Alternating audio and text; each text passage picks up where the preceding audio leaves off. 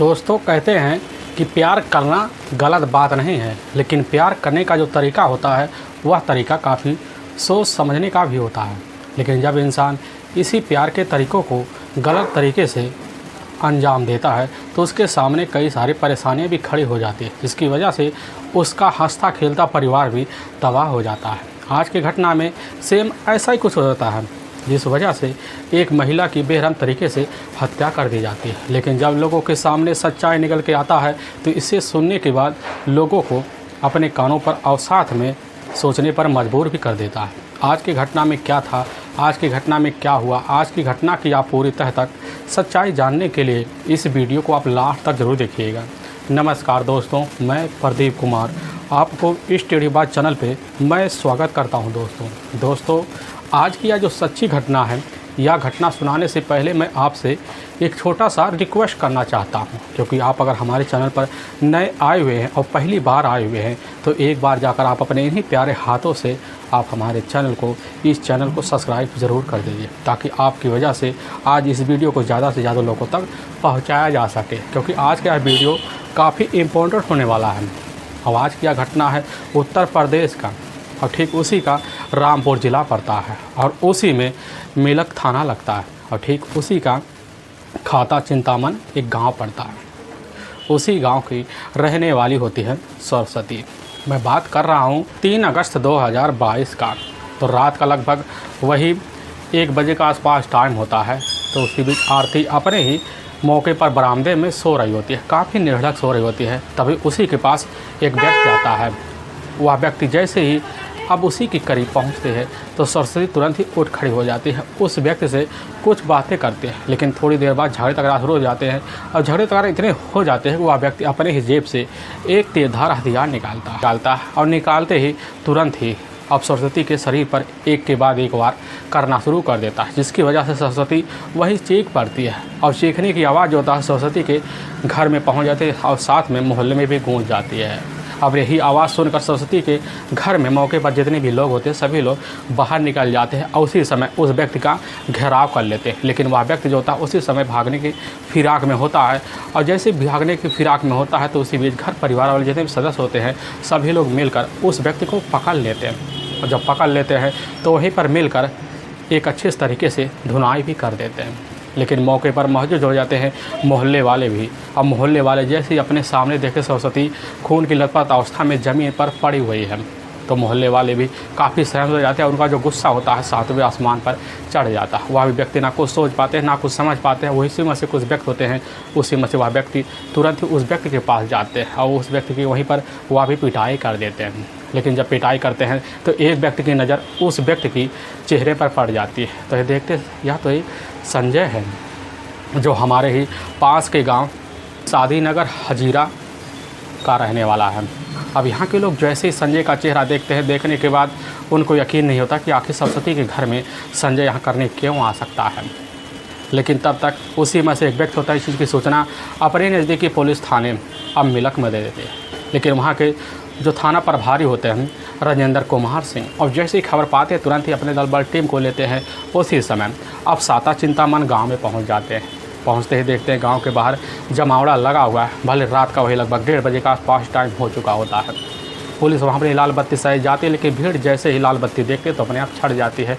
वहाँ के थाना प्रभारी वहीं पहुँचते हैं और घटनास्थल का निरीक्षण करते हैं। लेकिन देखते घटनास्थल पर 2 व्यक्ति काफ़ी लहूलुहान अवस्था में पड़े हुए हैं। और व्यक्ति हमलावर वही संजय होता है, लेकिन ज़मीन पर पड़ी लहूलुहान अवस्था में सरस्वती होती है। और पुलिस बिना देर किए इधर जो होती है तुरंत ही एम्बुलेंस बुलाती है। एम्बुलेंस बुलाने के बाद उसी समय अपने नज़दीकी अस्पताल जो होता है वहीं पर ले जाती है। लेकिन पुलिस जब वहाँ ले जाती है तो वहाँ के अस्पताल के जो डॉक्टर होते हैं उसी समय यह केस काफ़ी इमरजेंसी घोषित कर देते हैं। अब वहाँ पुलिस की जो टीम होती है परिवार सहित अपने नज़दीकी ज़िला जो होता है रामपुर में ले जाने के लिए तैयारी करती है। और जैसे ले जाती है और रास्ते में ही इधर अब सरस्वती का बेरहम तरीके से वहीं मौत सा हो जाता है।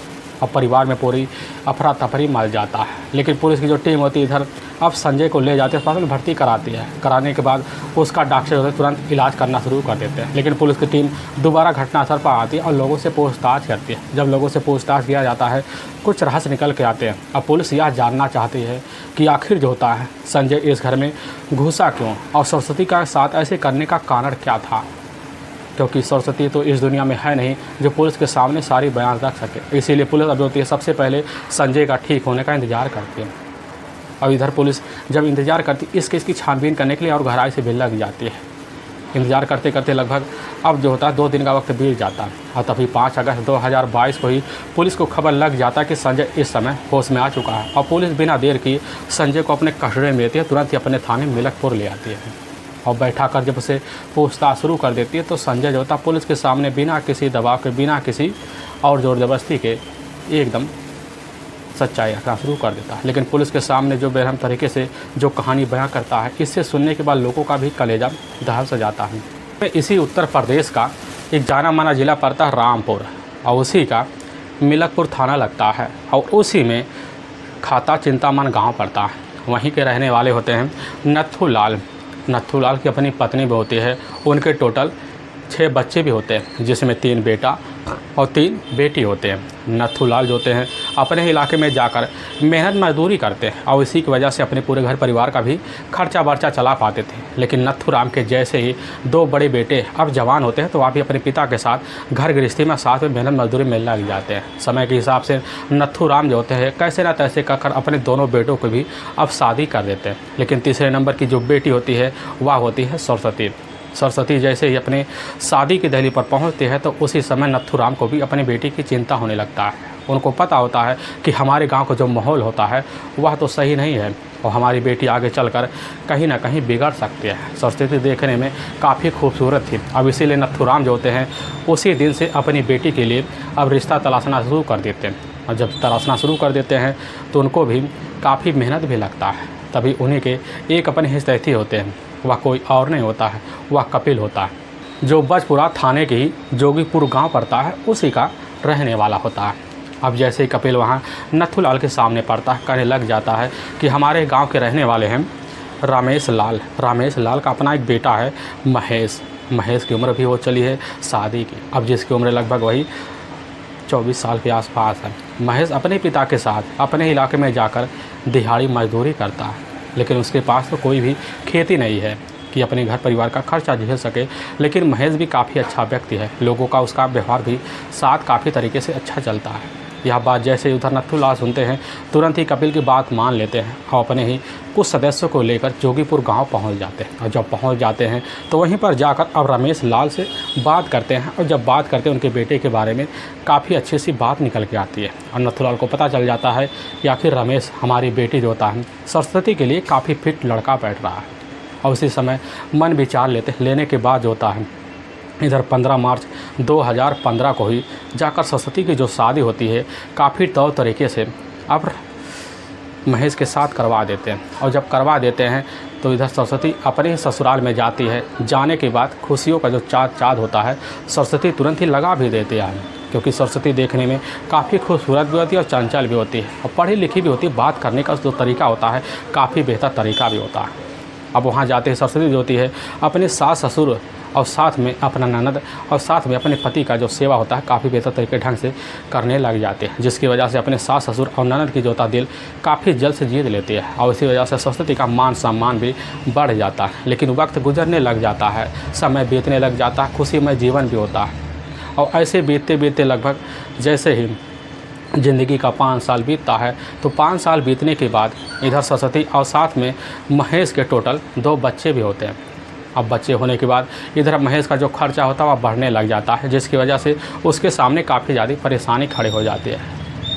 और इसी परेशानी को दूर करने के लिए और मेहनत करना शुरू कर देता हूँ। लेकिन जब मेहनत करना शुरू कर देता है तो शाम के टाइम ठेके पर पहुँच भी जाता और शराब पीकर अपने घर आता। और जब आता उसकी जो अपनी पत्नी है सरस्वती, और जब इस नशे की हालत में इधर महेश को देखने के बाद एकदम उसको बर्दाश्त नहीं होता, जिसकी वजह से इधर महेश से लड़ पड़ती है। और महेश इसी बात को लेकर अपनी पत्नी के साथ काफ़ी बेरहम तरीके से भी पेश आता, जिसकी वजह से आए दिन अब महेश और इधर सरस्वती के बीच झगड़े तकरार शुरू हो जाते हैं। और झगड़े तकरार का जो कारण होता है यह हर दिन बन जाता, जिसकी वजह से घर परिवार वाले भी परेशान हो जाते हैं। रमेश लाल जब परेशान हो जाते हैं तो अपने बेटे और साथ में अपने बहू को उसी समय अपने घर से दरकिनार करते हुए अपने ही गांव के बाहर एक मकान होता है जो उनका निर्माण अच्छे तरीके से हुआ पड़ा होता है, उसी में जाकर अब महेश को शिफ्ट करा देते हैं। और महेश अपने दोनों बच्चों और साथ में अपनी पत्नी सरस्वती को लेकर वही रहना शुरू कर देते हैं। और जब रहने लग जाती है तो अच्छे तरीके से वक्त गुजरता है। लेकिन इसी बीच महेश जो था शाम को जब भी लौटता तो शराब की नशे में लौटता, जिसकी वजह से सरस्वती काफ़ी ज़्यादा परेशान हो जाती। लेकिन जब परेशानी को दूर करने के लिए अपने पति महेश से बात कहती तो तुरंत ही महेश अपनी पत्नी के साथ पिटाई ज़रूर कर देता। इधर समय के हिसाब से जो है महेश का जो शरीर होता है खोखला होता चला जाता है। और इसी वजह से शरीर को खोखला होते हुए देख सरस्वती काफ़ी ज़्यादा परेशान हो जाती है। वह अपना सारा का जो दोष होता है वह दोष तुरंत ही बिचौली जो होते हैं कपिल को देना शुरू कर देती और कपिल के घर जाती है और उधर अपने पति महेश के बारे में सारी शिकायत कर देती है। कपिल भी कहने लग जाते हैं कि इसमें हमारा कोई दोष नहीं है, या तो तुम्हारी शादी के बाद यह सब हाल हुआ है, इसके हम थोड़ी जिम्मेदार हैं। लेकिन हर दिन जाकर शिकायत करना जो था कपिल के घर इधर जारी हो जाता है। लेकिन ठीक 1.5 साल पहले जो था एक दिन सरस्वती कपिल के घर जाती है। वही दोपहर का टाइम होता है। दोपहर के टाइम में जैसे ही घर जाती है तो उसी बीच कपिल का ही एक अपना साला होता है संजय। और संजय जो होता है जो मिलखानम थाने का ही सादीपुर तहजीरा गांव पड़ता है, वहीं का रहने वाला होता संजय। उस समय अपने ही मौके पर जीजा के पास मिलने के लिए आया हुआ था, लेकिन वहीं पर बैठा होता है। तो उसी बीच जब सरस्वती पहुंचती उसकी जो नज़र होती है वह जाकर संजय के ऊपर टिक जाता है। और संजय उसके बारे में पता कर लेता सरस्वती तो हमारे ही इलाके की रहने वाली है। और जैसे संजय को पता चलता सरस्वती के बारे में और जाके वहीं सरस्वती से बात करना शुरू कर देता। लेकिन सरस्वती को जैसे ही पता चलता कि हमारे ही मायके के इलाके का रहने वाला है तो उसको भी दिल में एक तसल्ली मिल जाती है, चलो हमारा कोई हाल चाल लेने वाला है। और सरस्वती जाकर उससे काफ़ी मीठी मीठी बातें कर लेती है। लेकिन संजय जैसे मीठी मीठी बातों को सुनता है तो उसी समय उसकी बातों में उलझ जाता है। और लेकिन उसकी खूबसूरती देखकर एक ही नज़र में दीवाना हो जाता है। भले ही सरस्वती देखने में 2 बच्चों की माँ होती है, लेकिन एकदम देखने में भी हट किटार मिजाज की भी अच्छी होती है। और सरस्वती धीरे धीरे अब वही संजय से बात करना शुरू कर देती है। लेकिन इसी बातों में संजय जब उलझ जाता है तो अपने मन में कुछ हर्षते बैठा लेता। और बैठाते ही संजय अब इधर सरस्वती के पूरे घर परिवार वाले के हितैषी और साथ में व्यवहार वालों की जानकारी भी ले लेता। उसको पता चल जाता सरस्वती का जो अपना पति है वह पति तो एक मेहनत मजदूरी कर अपनी ज़िंदगी गुजारता भी और शाम को शराब के ठेके पर जाता और पैक लगाकर अपने घर आता और अपनी पत्नी के साथ काफ़ी बेरुखी से व्यवहार करता। लेकिन जब संजय को इस बात की भनक लगती है, भनक लगने के बाद उसी दिन से वह फ़ायदा उठाने के लिए सोच पड़ता है और सरस्वती से और करीबी बनाने के लिए उसी समय अब महेश का मोबाइल नंबर ले लेता। लेने के बाद तुरंत महेश के पास जाता है, उससे कुछ बातें करता और बातें करने के बाद उससे तुरंत ही दोस्ती का हाथ बढ़ा देता। अब महेश भी समझ जाता चलो यह दोस्त हमारे लिए भी सही है, क्योंकि उसको पता होता है कि महेश जो था एक शराब का आदी है। और इसी का फ़ायदा उठाकर जब उससे दोस्ती बनाता है तो महेश के साथ मिलकर इधर संजय भी अब शराब पीना शुरू कर देता है। और मौके की तलाश में संजय बैठा भी रहता है, आना जाना भी लगा देता है, जिसकी वजह से सरस्वती घर वह जाकर टिक भी जाता है और इधर सरस्वती के करीब भी आ जाता है। धीरे धीरे मन में प्रेम उमंगें भी आ जाती हैं। और जब प्रेम उमंगें आ जाती है तो संजय भी सोचने लग जाता है कि आखिर हमें अब मिलन कैसे होगा। लेकिन कुछ ही दिन रहकर वहाँ अपने ही जीजा के से निकल कर तुरंत ही अपने गांव चला जाता और लेकिन फ़ोन के द्वारा सरस्वती से चोर छुपे बात करना शुरू कर देता। धीरे धीरे सरस्वती भी अपने आप को अपने करीब पाने के लिए संजय को हथेसे रखने शुरू कर देती है। और जब रखनी शुरू कर देती हैं तो वक्त तो गुजरने लग जाता है। लेकिन इधर संजय जो होता है जो मुरादाबाद पड़ता है वहीं पकवाड़ा के गांव में एक ईंट भट्ठा लगता है। उस ईंट भट्ठे में जाकर संजय मेहनत मजदूरी भी करता है। लेकिन जब वहां करता है तो काफ़ी पैसे भी कमा लेता है, जिसकी वजह से उसका घर परिवार का जो खर्चा होता है वह चलने लग जाता है। अपने गांव से निकल कर जाकर वहीं इस भट्टे के एक छोटा सा मकान होता है जो ईंट भट्टे के जो मालिक होते हैं वही दे रखे होते, कच्चा होता है, उसी में जाकर संजय निवास भी करता है। लेकिन कभी कभी मिलने के लिए अपने जीजा के पास आता तो मौका निकाल कर जाकर सरस्वती से ज़रूर मिल जाता। लेकिन वहाँ अब जो होता है ईंट भट्टे पर उसका मन अकेला नहीं लगता और इसीलिए उसी गांव में रहने वाली जो अपनी दीदी होती हैं उन्हीं के यहाँ का ज़्यादा समय स्पेंड करना शुरू कर देता। और जब स्पेंड करना शुरू कर देता है तो वह सोचने लग जाता है क्यों ना सरस्वती से मिलने के लिए कोई अच्छा सा प्लान निकाला जाए ताकि सरस्वती जल्द से जल्द हमारे कब्जे में आ जाए। और इसीलिए उसका जो अपना पति होता है महेश के पास संजय जाता है, उससे मीठी मीठी बातें कर लेता है। उसी बातों में कह देता है कि महेश क्यों ना चलो तो हमारे पास ही ईंट भट्ठे पर मजदूरी कर और वहाँ पर तुम्हें काफ़ी सारे पैसे मिलेंगे। और इसी बातों में महेश उलझ जाता तुरंत ही।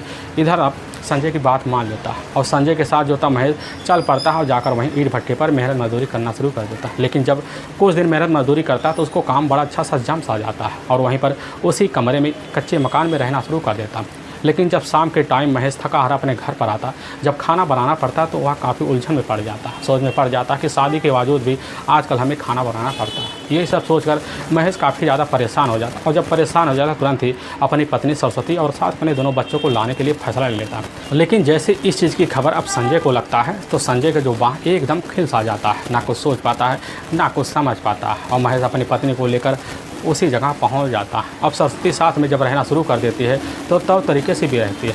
अब इधर संजय भी मौका पा जाता है भाभी भाभी कहकर सरस्वती से बात करने का और दोनों आपस में बातें करते हैं। लेकिन जब शाम का टाइम होता है तो एक ही जगह इधर सरस्वती जो होती है संजय का खाना बनाती है और संजय भी आकर अब महेश के साथ खाना खाता और वहीं पर बातें करता और उसी बातों में इधर संजय उलझ भी जाता। लेकिन सरस्वती जब भी मौका पाती अपने पति के साथ ईंट भट्टे पर जाकर खुद मजदूरी करती, उनका हेल्प कराती और शाम के टाइम दोनों अच्छे से वक्त गुजारने लगते हैं।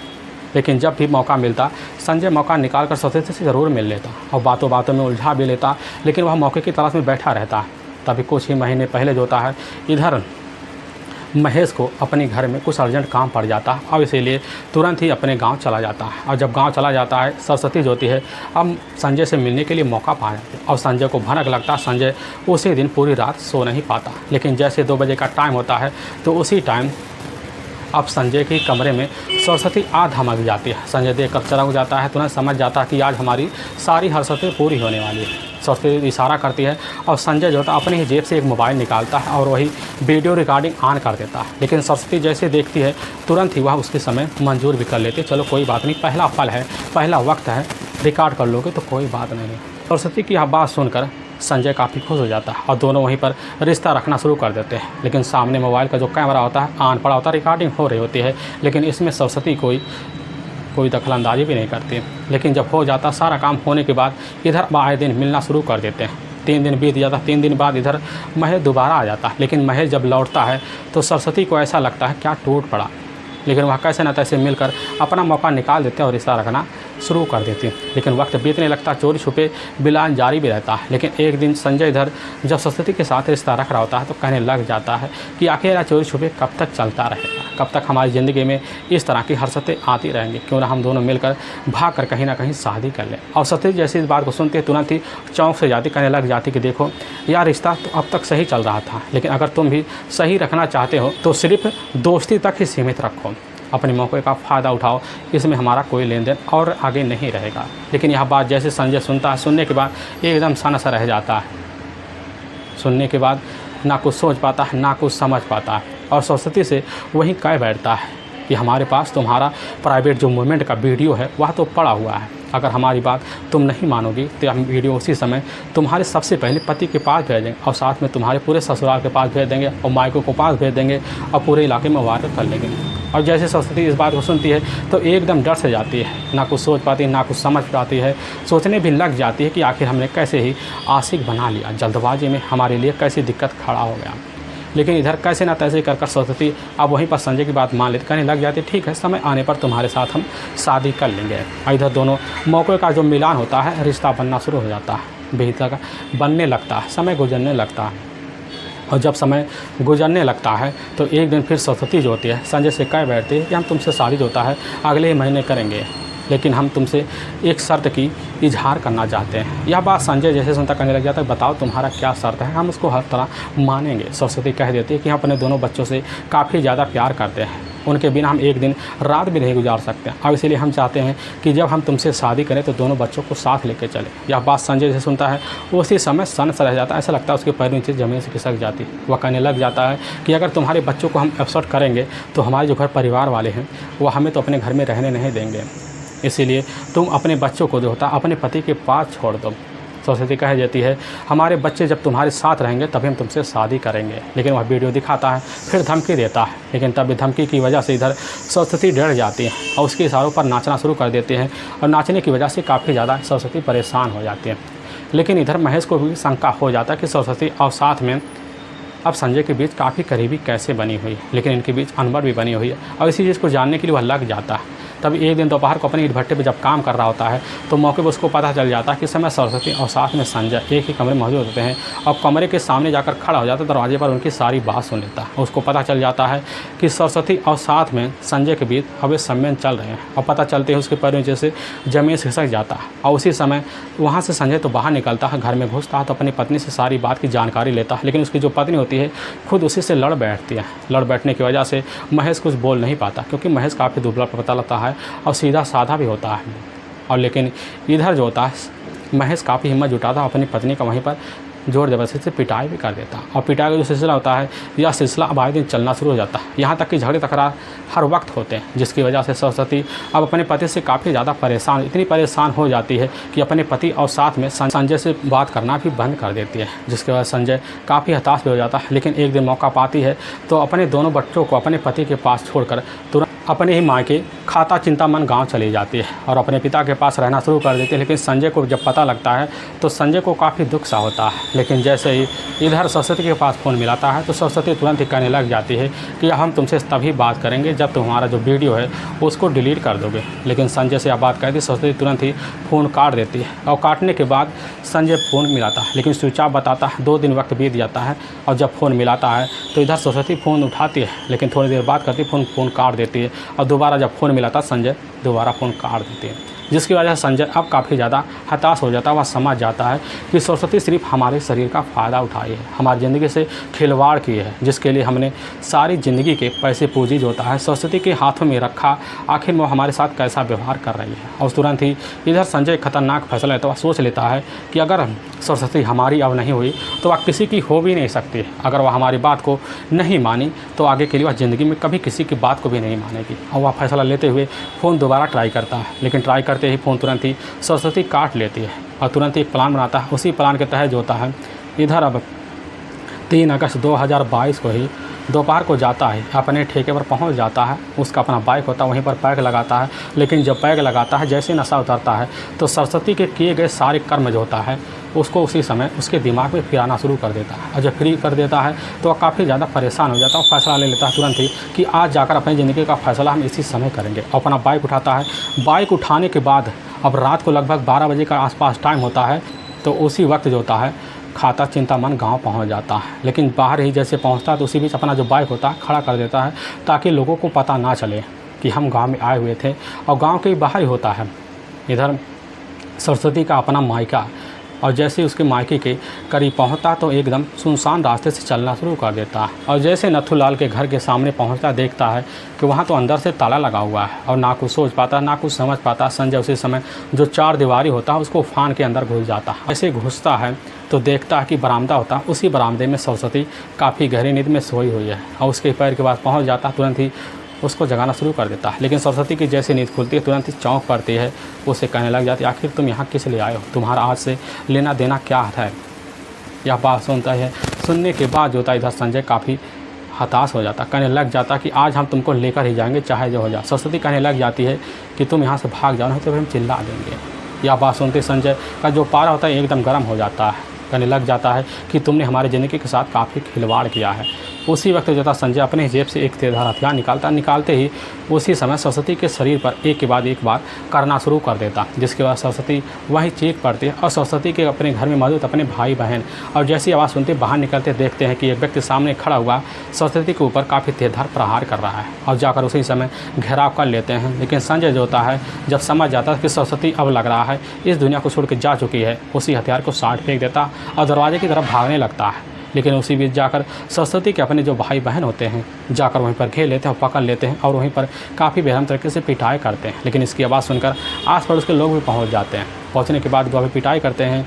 लेकिन वाकई में दोस्तों पुलिस के सामने जब यह सच्चाई निकल कर इधर संजय के दही पर आता है, आने के बाद पुलिस की टीम जो होती है बिना देर किए अब जो होता है इधर ले जाती संजय को वहाँ के ही कोर्ट में पेश कर देती है। और कोर्ट में संजय के ऊपर काफ़ी गंभीर धारा मुकदमा दर्ज करके ले जाकर हमेशा हमेशा के लिए जेल के सलाखों के पीछे भी डाल देते हैं। दोस्तों हमें इस घटना का सुनाने का उद्देश्य किसी को परेशान करना नहीं है और ना ही किसी के दिल को ठेस पहुँचाना है, बल्कि आपको यह बताना है कि आप जहाँ भी रहें आप सावधान और सतर्क जरूर रहे। दोस्तों फिर मिलेंगे एक नई वीडियो के साथ, तब तक के लिए जय हिंद और जय भारत।